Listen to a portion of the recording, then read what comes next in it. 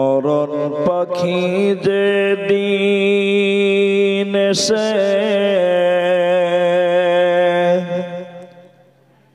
করবে ডাকাডাকি,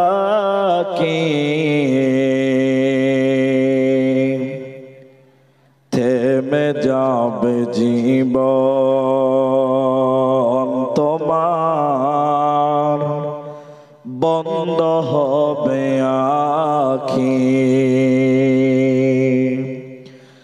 মরণ পাখি যে দিন এসে করবে ডাকাডাকি, থেমে যাবে জীবন তোমার, বন্ধ হবে আখি। দুনিয়াতে আছো তুমি টাকা পয়সা নিয়ে, মরার পরে করবে দাফন সাদা কাফন দিয়ে। দুনিয়াতে আছো তুমি টাকা পয়সা নিয়ে, মরার পরে করবে দাফন সাদা কাফন দিয়ে। যাইবে তুমি খালি হাতে, থাকবে পরে সবে, থেমে যাবে জীবন তোমার, বন্ধ হবে আখি। আপন ঝুরি কর ভারী, সময় যে আর নাই, মরণ পাখি দিলে রে ডাক, রবে না উপায়। খাঁচা ছেড়ে ওরাল দিবে, কেমনে ধরে রাখি, থেমে যাবে জীবন তোমার, বন্ধ হবে আখি। মরণ পাখি যে দিন এসে করবে ডাকাডাকি, থেমে যাবে জীবন তোমার, বন্ধ হবে আখি। থেমে যাবে জীবন তোমার, বন্ধ হবে আখি। কোথায় লাগাবো? শ্রদ্ধেয় সম্মানীয় অপমা জনসাধারণের নির্বাচন সভাপতি, স্টেজে ওলামায়ে কেরাম, অতিথিবৃন্দ, সামনে বসে থাকা দিনদার ইমানদার মুমিন ভাই সকল, দুয়ার কান্টারি মুরব্বী সমাজ, স্নেহের কচি কাঁচা, পর্দার অন্তরালে বসে থাকা মুমিনা সলেহা মা ও বোনেরা, প্রাণ প্রিয় রানীপুরবাসী, হিরণপুর, পাকুর, ঝাড়খণ্ডবাসী, সর্বাগ্রে সে মহান আল্লাহ তাবারক ওয়া তাআলার প্রশংসা জ্ঞাপন করি যে আল্লাহ তাবারক ওয়া তাআলা আমাদেরকে এক মসজিদ কেন্দ্রিক আয়োজিত মাহফিলে বসিয়ে কোরআন এবং হাদিসের আলোচনা করার, আপনাদের শ্রবণ করার যিনি তৌফিক এনায়েত করেছেন, সেই মহান মনিবের দরবারে শুকরিয়া আদায় করি। আমরা মুহাব্বতের সঙ্গে একবার বলি আলহামদুলিল্লাহ। দরুদ ও সালাম বর্ষিত হোক সরকারে কায়নাত তাজদারে মাদানী নবী কুল শিরোমণি ইমামুল আম্বিয়া নবী মক্কি নবী মাদানী নবী আহমদ নবী মুহাম্মদুর রাসূলুল্লাহ সাল্লাল্লাহু আলাইহি ওয়াসাল্লাম। আল্লাহুম্মা আমিন। আল্লাহুম্মা সাল্লি আলাইহি আল্লাহুম্মা বারিক আলাইহি।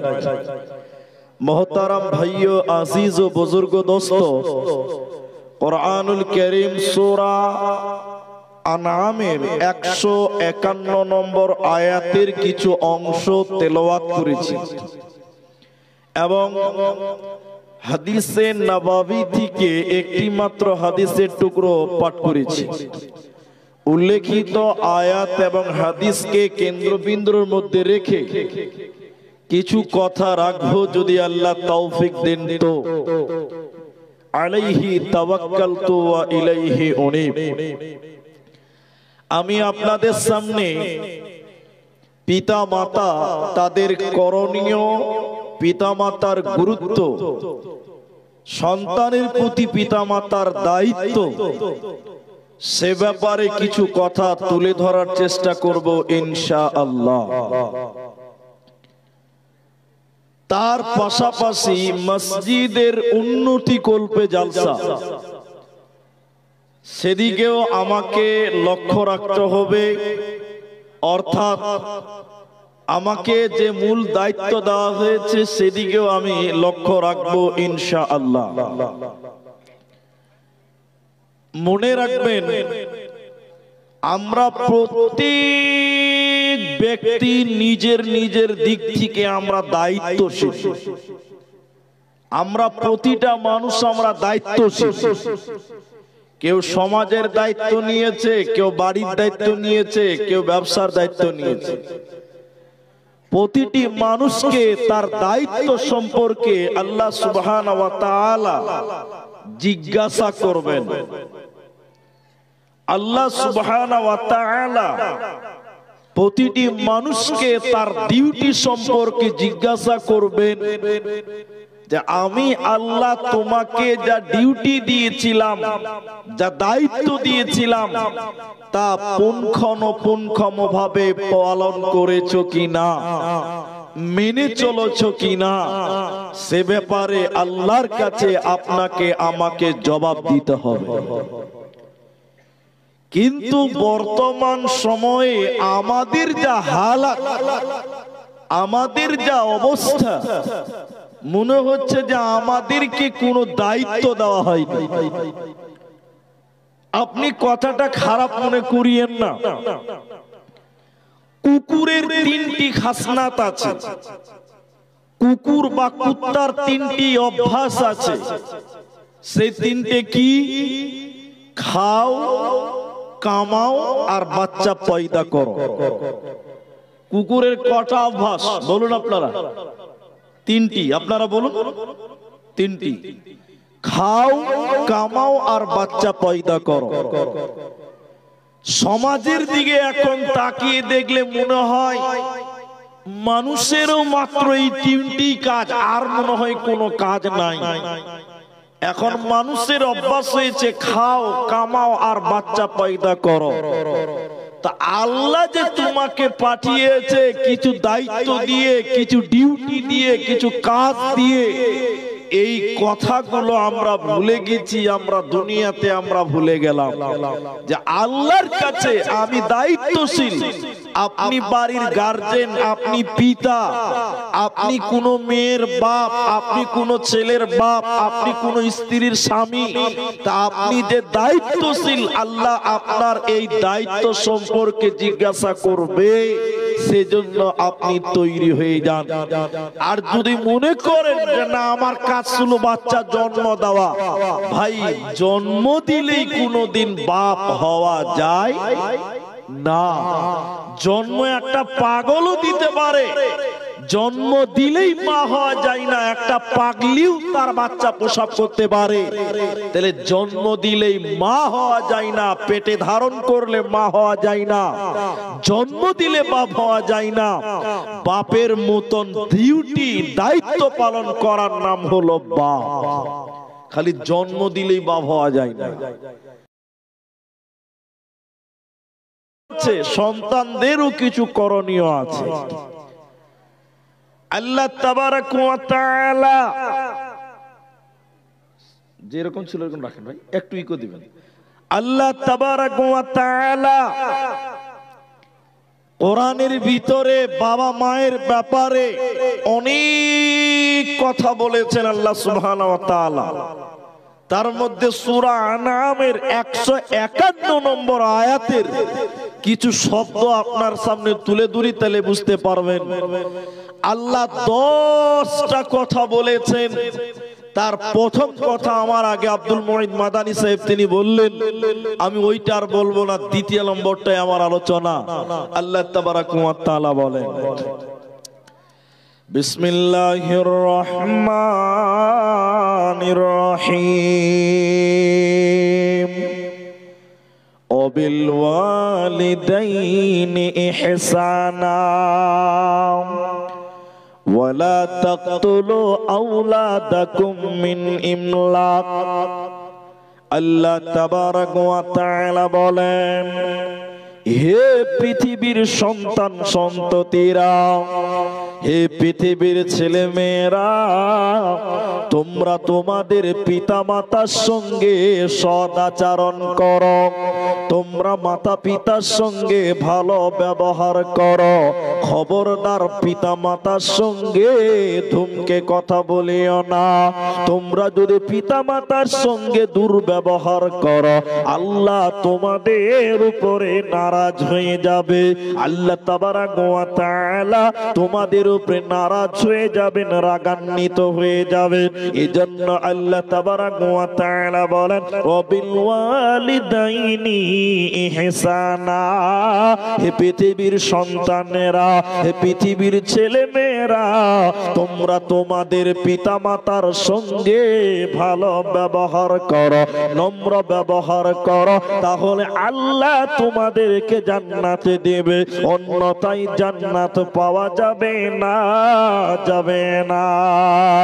হযরত ওমর ইবনুল খাত্তাব রাদিয়াল্লাহু তাআলা আনহু, হযরত ওমর যখন খলিফা হলেন, আপনার কিনা প্রধান হলেন, ইমানের একটা ছেলে, ওই ছেলেটার বাবা বেঁচে ছিল না, তার মা বুড়ি মা, অন্ধা মা ছিল।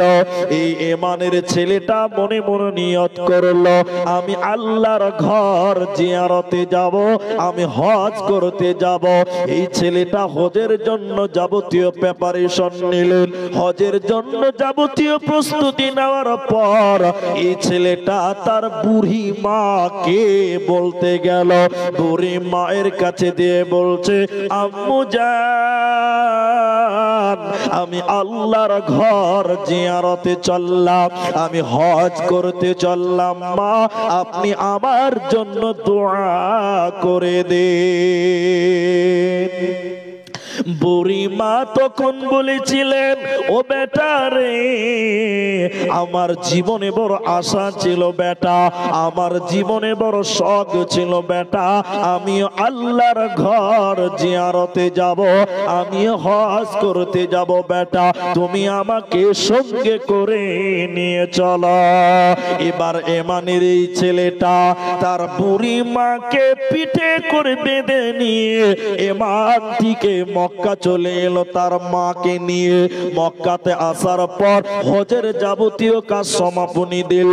সাফা মারওয়া মুজদালিফা আরাফা হজের যাবতীয় কাজ সমাপনী দেওয়ার পর আমিরুল মুমিনিন ওমর হযরতে ওমরের কাছে যেয়ে বললেন, ও খলিফাতুল মুসলিমিন ওমর, আপনি বলুন, আমি আমার মাকে পিঠে করে ইয়ামান থেকে মক্কা নিয়ে এলাম, হজের যাবতীয় কাজ সমাপনী দিলাম, আমিরুল মুমিনিন আপনি বলুন, আমি কি আমার মায়ের দুধের ঋণ শোধ করতে পারলাম? আমাকে আমার মা দুধ পান করিয়েছে, আমি কি আমার মায়ের দুধের ঋণ শোধ করতে পারলাম? আমিরুল মুমিনিন ওমর রেগে গিয়ে বলেছিলেন, বলো কি বলছো তুমি? বলো, কি দাবি করলে তুমি বলো। তুমি যদি তোমার শরীরের চামড়া কেটে মায়ের জুতা বানিয়ে দাও, যদি তোমার শরীরের মাংস কেটে মায়ের খাবার বানিয়ে দাও, তবু তুমি মায়ের ঋণ শোধ করতে পারবে না। অতএব সেই মা বাপের সঙ্গে ভালো ব্যবহার করো। এই জন্য আল্লাহ তাবারাক ওয়া তাআলা বলেন, কাওলান কারীমা, নরম নরম সত্য কথা মায়ের সঙ্গে বলো, নরম নরম সত্য কথা পিতা মাতার সঙ্গে বলো। খবরদার থমকে কথা বলবে না। অতএব তোমরা কি করো, তোমরা তোমাদের পিতা মাতার সঙ্গে ভালো ব্যবহার করো। আল্লাহর নবী মুআজ রাদিয়াল্লাহু তাআলা আনহুকে ওসিয়ত করলেন, আওসানি রাসূলুল্লাহ সাল্লাল্লাহু আলাইহি ওয়াসাল্লাম বিআশরি কালিমাতিন। হযরতে মুআজ রাদিয়াল্লাহু তাআলা আনহু বলেন, নবীজি আমাকে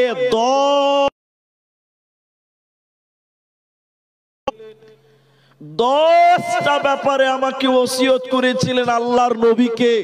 হযরতে মুআজ, নবীজি বলেছিলেন, মুআজ তুমি মনে রাখিও, তুমি শুনে নাও, আমি তোমাকে ওসিয়ত করলাম, খবরদার পিতা মাতার অবাধ্য হবে না, মা বাপের অবাধ্য হবে না। তোমার পিতা মাতা যদি বলে এক্ষুনি পরিবার ছেড়ে দাও, আহাল ছেড়ে দাও, কেন ছেড়ে দিবে এর প্রতি উত্তর করিও না, ঝগড়াতে লিপ্ত হইও না। তোমার মা বাপ যদি হক হয়, তোমার মা বাপ যদি সহি হয়, সত্যর প্রতীক হয়, আর তোমার মা বাপ যদি বলে তুমি তোমার বিবিকে ছেড়ে দাও, তোমার বিবি জেনাকারী বেপরদা, তোমার বিবি খারাপ, আমি তোমার মা বলছি তুমি তোমার স্ত্রীকে ছেড়ে দাও। আল্লাহর নবী বলছেন, মুআজ তুমি তোমার মা বাপের অবাধ্য হইও না। তাহলে মা বাপ যদি কোরআন হাদিস মোতাবেক চলে, ছেলে মেয়েকে বলে এক্ষুনি বাড়ি থেকে চলে যাও, পরিবারকে ছেড়ে দাও, ছেড়ে দিতে হবে। এর নাম হলো মা বাপের আনুগত্য করা, মা বাপের অবাধ্য না হওয়া। এক কথাতেই পরিবার ছেড়ে দেওয়া যায়, স্ত্রীকে ছেড়ে দেওয়া যায় মা বাপের কথা অনুযায়ী। দেখবেন আপনাকে একটু দেখাই পিতা মাতার আদেশ কেমন করে মানতেন নবীগণেরা। ইসমাইল আলাইহিস সালাম শিকারে গেছেন, তো উনার বাপ এসেছেন ইসমাইলের বাড়িতে। উনার বাপ একজন নবী, তিনি এসেছেন ছেলের বাড়িতে। ইসমাইল আলাইহিস সালাম বাড়িতে নাই। ইসমাইলের বাপ বুড়া মানুষ এসে বাড়িতে বলছেন, সালাম দিয়ে বলছেন, বাড়িতে কেউ আছে? তো বাড়ির ভিতর থেকে একটা মহিলা ইসমাইল আলাইহিস সালামের স্ত্রী বললেন, কে? বলে তোমার স্বামী বাড়িতে নাই? ইসমাইলের স্ত্রী বললেন, লা, নাই, আমার স্বামী শিকারে গেছে। তখন সে ইসমাইলের বাপ বলেছিলেন, তুমি কেমন আছো? বলছে, খুব একটা ভালো নাই। কেমন আছি? খুব একটা ভালো নাই, খুব অসুবিধা, একবেলা খেতে পাই তো একবেলা খেতে পাই না, একবার খাচ্ছি তো একবার খেতে পাই না, এইভাবে আমার দিন রাত পার হচ্ছে। ও ঠিক আছে, তোমার স্বামী যখন আসবে বাড়ির চৌকাঠটা পরিবর্তন করতে বলিও। এই বুড়া মানুষ, মেয়েটা জানে না যে এই লোকটা কে। চলে গেলেন। ইসমাইল আলাইহিস সালাম বাড়িতে আসলেন। বাড়িতে আসার পর ইসমাইল আলাইহিস সালাম তার স্ত্রীকে বলছেন, বাড়িতে কেউ এসেছিল? তার স্ত্রী বলছেন, একজন বয়স্ক মানুষ এসেছিলেন। কি বলল? আপনার কথা জিজ্ঞাসা করলো, তারপর বলল যে তুমি কেমন আছো, আমি কেমন আছি। তখন জিজ্ঞাসার উত্তরে বললাম, খুব একটা ভালো নাই, খুব অসুবিধাতে রয়েছি। উত্তরে তিনি কি বললেন? তিনি বলে গেছেন বাড়ির চৌকাঠটা পরিবর্তন করতে। তখন তখন ইসমাঈল আলাইহিস সালাম বললেন, ওহ তোমার উত্তর ভুল হয়ে গেছে, তিনি আমার পিতা, তিনি আমার বাবা, তিনি আমার বাপ, তিনি তোমাকে তালাক দিতে বলেছেন, চলে যেতে বলেছেন, যাও তুমি এখনই আমার বাড়ি ছেড়ে চলে যাও। দেখেন বাপের কথা অনুযায়ী স্ত্রীকে তালাক দিয়ে দিল। কেন? স্ত্রী নাশুকরি মহিলা, স্ত্রী শুকরিয়া আদায় করেনি, আল্লাহর নাশুকরি করেছিল, তাহলে আল্লাহর উপরে সন্তুষ্ট নয়। যেই বিবি আল্লাহর উপরে রাজি নয়, সেই বিবি ইসমাঈল আলাইহিস সালামের বাপ সেই বিবি বেটার বউকে পছন্দ করলেন না, তাই ইসমাঈল আলাইহিস সালামকে বললেন তুমি তোমার স্ত্রীকে ছেড়ে দাও। তিনি তার স্ত্রীকে ছেড়ে দিলেন। তাই আল্লাহর নবী বললেন, মুআজ তোমাকে আমি 10টা ব্যাপারে ওসিয়ত করেছি, শোনো। 10টার ব্যাপারে ওসিয়তের ভিতরে দ্বিতীয় নম্বর নবীজি বললেন, মুআজ তোমার পিতা মাতা যদি হকের উপরে থাকে, হকের উপরে থেকে যদি তোমাকে বলে দেয়, তোমাকে যদি বলে দেয় তুমি তোমার আহাল পরিবারকে ছেড়ে দাও, কেন ছেড়ে দিব এই কথা তুমি জিজ্ঞাসা করো না, এর কারণটা তুমি জিজ্ঞাসা করো না। অতএব শুনে নাও, সেই পিতা মাতার সঙ্গে ভালো ব্যবহার করো, খবরদার ধুমকে কথা বলবে না।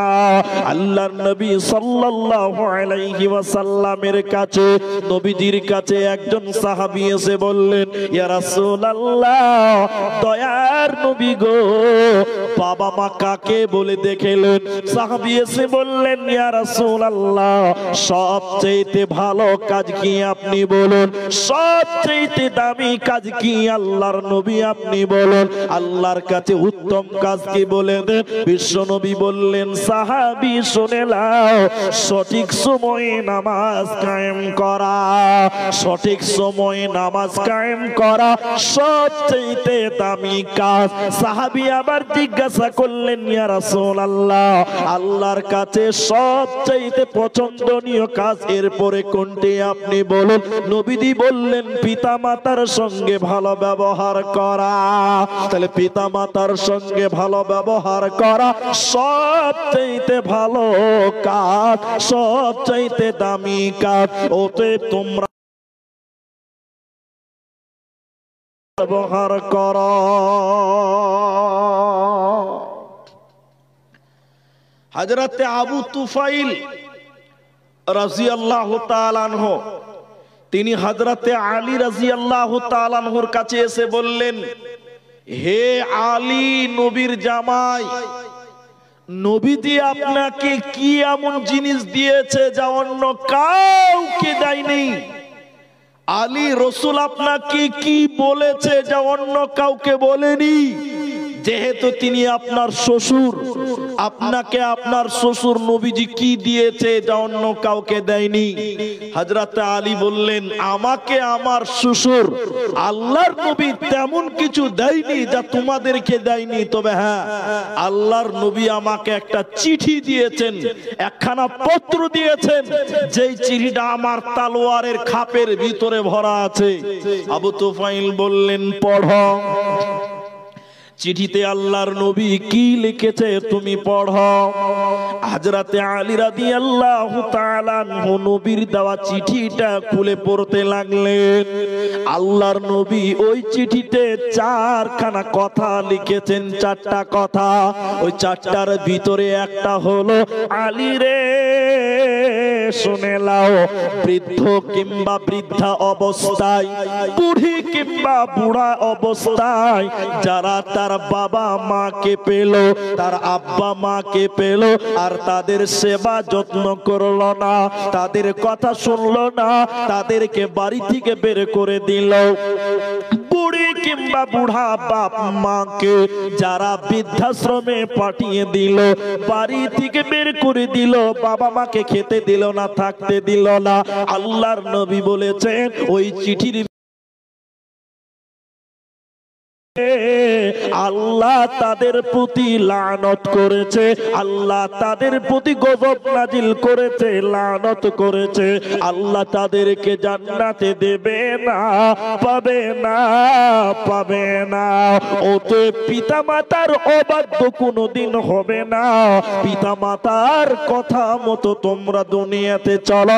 যদি পিতা মাতা কোরআন হাদিসের বিপক্ষে না বলে, অতক্ষণ পর্যন্ত তুমি মাতা পিতার সঙ্গে ভালো ব্যবহার করো। খবরদার ধুমকে কথা বলো না।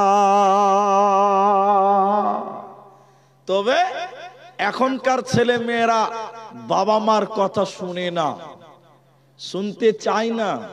একটা কথা আপনাকে বুঝিয়ে দিয়ে পিতার কি দায়িত্ব রয়েছে সেগুলো আপনাদের একটু পরে বলছি, তার আগে এই কথাটা শোনেন। এই রানীপুরের, আচ্ছা আপনারা আমার বাংলা বুঝতে পারছেন তো ভাই, না খালি আমার বলাই হয়েছে? শুনতে বুঝতে পারছেন তো? আর রানীপুরের লোক আমি খুব ভালোবাসি, তারাও ভালোবাসে, তা বলে লয়। এবার আমি যে কথাটা বলছি, এ রানীপুরের একটা 4 বছরের বাচ্চা ছেলের ঠান্ডা জ্বর সর্দি লেগে গেছে, তো ওকে হিরণপুর ডাক্তার বাড়ি নিয়ে যাবে। কে নিয়ে যাবে ভাই? বাবা। কে নিয়ে যাবে? বাবা। এবার বাবা সাইকেলের সামনে বসিয়ে 4 বছরের বাচ্চা ছেলেকে ডাক্তার বাড়ি নিয়ে যাচ্ছে। এরকম মাঠে মাঠে মাঠে মাঠে রাস্তা, দেখবেন বাচ্চা ছেলে বেশি কথা বলে, বলে না ভাই? বাচ্চা ছেলে বেশি কথা বলে না, একটা কথা বার বার বার বার বলে। তো সাইকেলে বসে বসে 4 বছরের বাচ্চা একটা বক দেখতে পেয়েছে। আপনারা ঝাড়খণ্ডের মানুষ, বক বুঝেন তো? বুঝেন না? ও ধানের জমিতে থাকবে, ও যখন থাকবে সু করে থাকবে, তো মনে হবে কেউ নামাজে দাঁড়িয়ে আছে, একদম নড়াচড়া করে না। হ্যাঁ কিনা বলো? এই বাচ্চা ছেলে বকটা দেখে ওর বাপকে জিজ্ঞাসা করছে, আব্বা ওটা কি? তোর বাপ বলছে, বেটা ওটা বক। ফের খানিকক্ষণ পর বলছে, পাপা ওটা কি? তো বলছে, বাপ ওটা বক। আবার বলছে, আব্বু ওটা কি? 4 বছরের বাচ্চা একটা কথা বারবার বারবার বারবার বলে, কি বলে না? বলে। কবার বলেছি জানেন? 75 বার বলেছে। কবার? কথা, এটা উপন্যাস বলছি। ওর বাপ এরকম কাগজে লিখেছে যে তোর 4 বছর বয়স ছিল, তোকে ঠান্ডা জ্বর লেগেছিল, ডাক্তার বাড়ি নিয়ে যাচ্ছিলাম হিরণপুর, যেতে যেতে রাস্তাতে একটা বক দেখেছিলি, প্রতিদিন 75 বার জিজ্ঞাসা করেছিলি, আমি 75 বার উত্তর দিয়েছিলাম। আপনারা বুঝার চেষ্টা করেন ভাই, এই 4 বছরের বাচ্চাটা এখন 40 বছর বয়স হয়ে গেছে। আপনারা বলুন, বাপ এখন জওয়ান থাকবে না বুড়া হবে?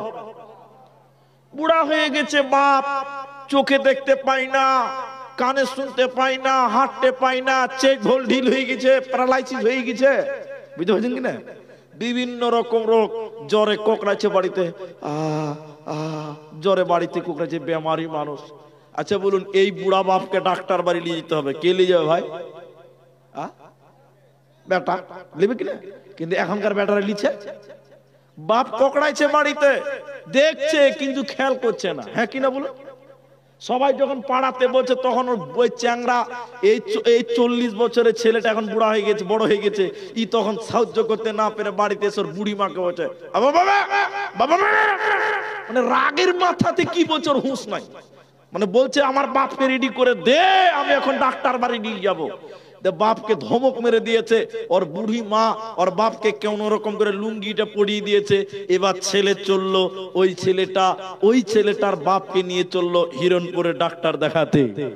আর ওই যে কাগজ, ওই কাগজটা বুড়া বাপের পকেটে ভরা আছে। দেখবেন বুড়া মানুষও বেশি কথা বলে। একটু হ্যাঁ না বলুন ভাই, বুড়া মানুষ বেশি কথা বলে না? বাপ এবার চোখে দেখতে পাই না, মোটর সাইকেলের পেছনে হিরণপুর ডাক্তার বাড়ি চললো। যেতে যেতে যেতে যেতে ওই জায়গাতে এই বুড়া বাপ একটা বক দেখতে পেয়েছে। কি দেখতে পেয়েছে? বক। যে জায়গাতে ছেলে দেখেছে, ওই জায়গাতে বাপ দেখে লেগেছে। তো বাপ তো বয়স্ক মানুষ, তো মনে থাকে না? বয়স্ক মানুষ আর বাচ্চা মানুষ সমান। একটু হ্যাঁ না বলুন ভাই। এবার বাপ এরকম করে দেখছে, বড় বড় করে বলছে, বেটা রে ওইটা কি রে বেটা? ফের তুমি কথা বলছো, লক্ষ্য করে থাকো। বললাম কথা বলবে না, তারপর রাস্তাতে বকতে লেগেছে, চুপচাপ থাকো, ওটা বক। আর বাপকে এক ধমক মেরে দিয়েছে, আর বাপ খানিক এরকম করে কেঁপে গেছে। বুড়া মানুষ, পর কি মনে থাকছে? হ্যাঁ, ফের খানিকক্ষণ পর বলছে, জামিরুল রে ওটা কি রে, আবার তুমি কথা বলছো। বললাম লোক করে থাকতে, তুমি দুবার হলো। কবার হলো ভাই? দুবার। বুড়া মানুষ, পর তো মনে থাকছে না। ফের খানিকক্ষণ পর বলছে, বেটা রে ওটা কি রে বেটা, সালা বুড়া প্যান প্যান করে তখন দিকে বইকে চলছে। ওর বাপ তখন ধরাক করে কলজে উঠে কেঁপে উঠেছে করে। তখন বাপ পকেট থেকে করে কাগজটা বের করে বলছে, বেটা হাসির কথা নয়, তোমার যেদিন 4 বছর ছিল এই রাস্তা দিয়ে তোমাকে ডাক্তার বাড়ি নিয়ে যাচ্ছিলাম, একই জায়গাতে তুমি বক দেখতে পেয়েছিলা। সেদিন একবার, দুবার, 3 বার নয়, 5 বার, 10 বার, 15 বার নয়, সেদিন একটা বক দেখে তুমি 4 বছরের বাচ্চা 75 বার জিজ্ঞাসা করেছিলা, আব্বা এটা কি? সেদিন বলেছিলাম, বেটা এটা বক। আমি 75 বার বিরতিহীন জবাব দিয়েছিলাম। আজকে তোমার বাপ, আমি বুড়া হয়ে গেলাম, আজকে 2 বার বলেছে, 3 বারের বেলায় লোড নিতে পারলে না, সহ্য করতে পারলে না। অতএব নওজোয়ানের দল, যুবকের দল, বাবা মা কোনোদিন বিরক্ত হয়নি।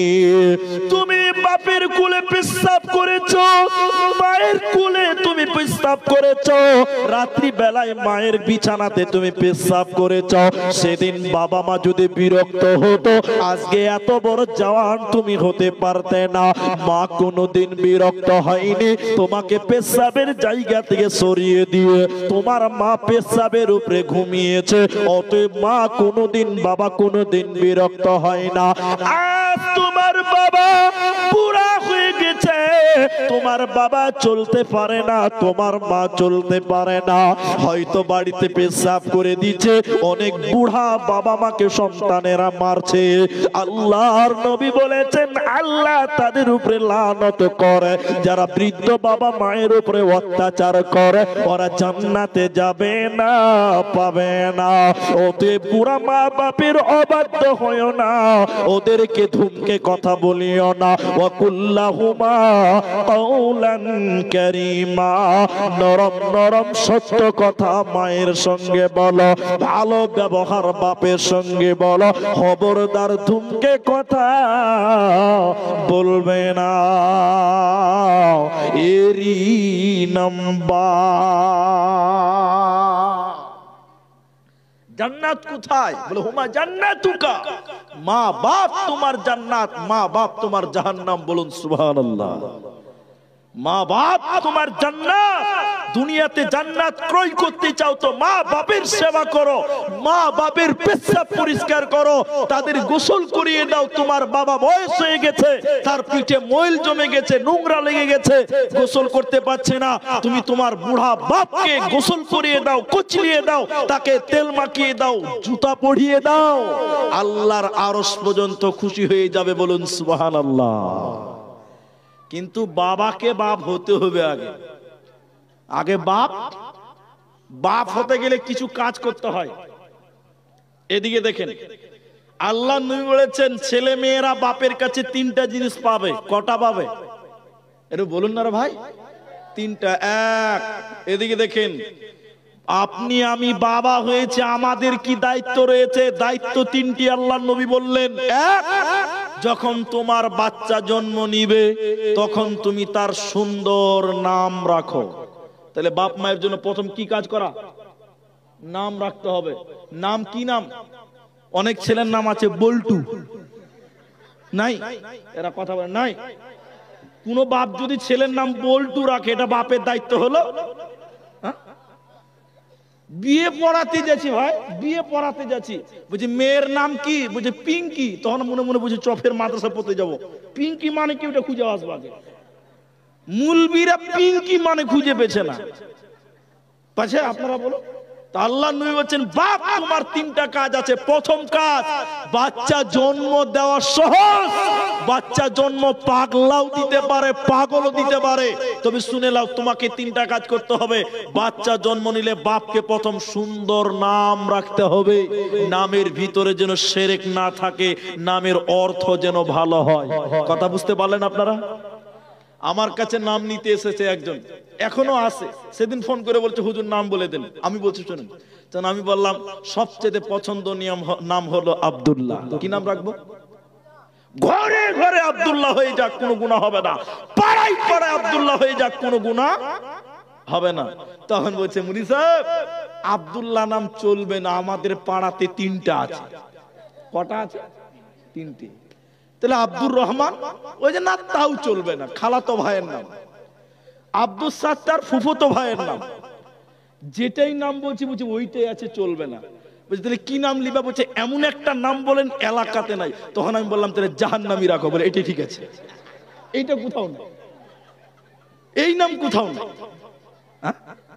বড় আজীব, বড় অবাক কাণ্ড। আমরা বাপ হয়েছি কিন্তু বাপের যে দায়িত্ব আছে এইটা আমরা ভুলে গেলাম। আরো শুনবেন, যখন বাচ্চা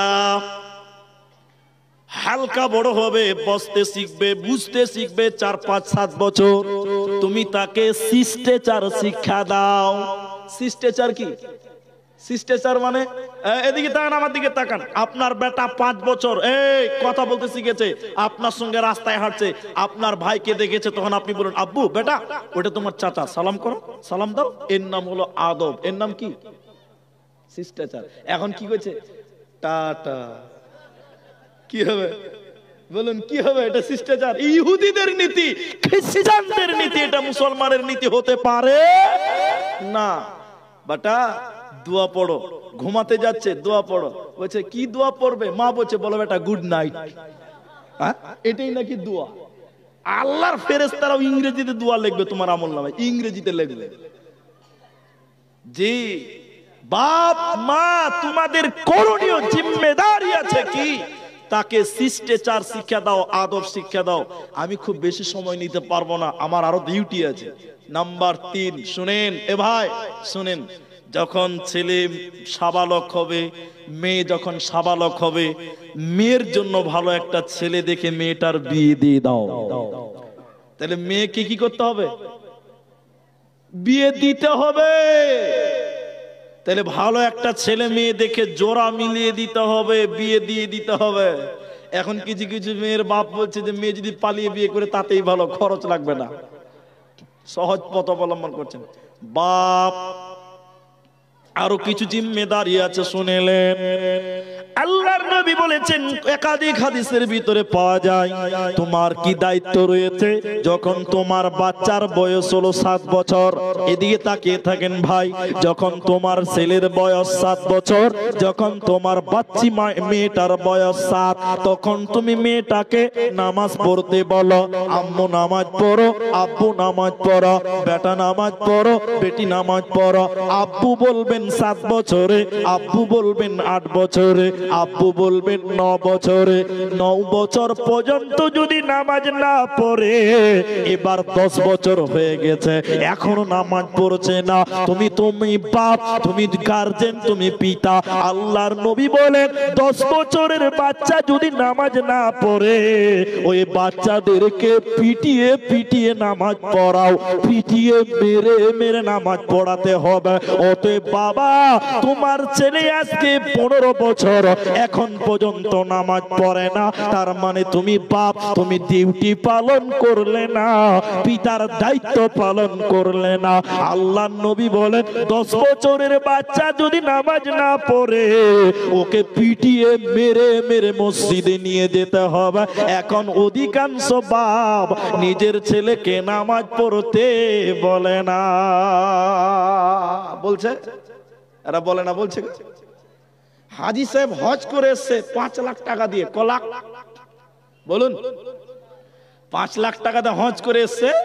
সন্ধ্যাবেলা হাজী সাহেবের বেটি দেখি চুড়িদার পরে, পাতলা কাপড় পরে হিরণপুরের বাজারে ঘুরে বেড়াচ্ছে। তো হাজী সাহেবকে বলছি, হাজী সাহেব কেমন হলো? বলে কি হলো বাবু? বলে 5 লাখ টাকা দিয়ে হজ করে এলে, মেয়ে যদি এইভাবে ঘুরে বেড়াইতে হবে। তো বলছে মুলি সাহেব কথা শুনছে না, বলছে না, পিতা মাতা কোনদিন আল্লাহর জান্নাত যাবে না।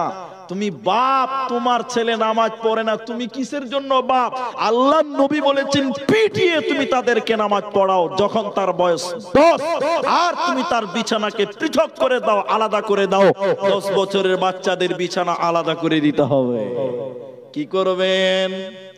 আল্লাহর নবী ওই হাদিসটা আবার তুলি, মুআজ নবীজি 10টা কথা ওসিয়ত করেছিলেন, তার মধ্যে গার্জেন, আপনি পিতা, আপনি বাপ, আপনি পিতা, আপনি বড় ভাই, শুনেলেন আল্লাহর নবী বলেছেন পরিবারের উপর দিক থেকে মুআজ রে আদবের লাঠি উঠায়ও না।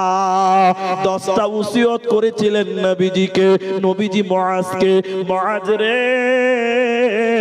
পরিবারের উপর দিক থেকে, বাড়ির উপর থেকে শাসনের লাঠি, আদবের লাঠিটা তুলে নিও না। তাহলে তুমি বাপ, তোমার মেয়ে যেন বেহায়া হয়ে না চলে, তোমার বেটা যেন বেনামাজি না হয়, তোমার বেটাকে তুমি শাসন করো, তোমার বেটিকে শাসন করো, এটা পিতা মাতার জন্য জিম্মেদারি।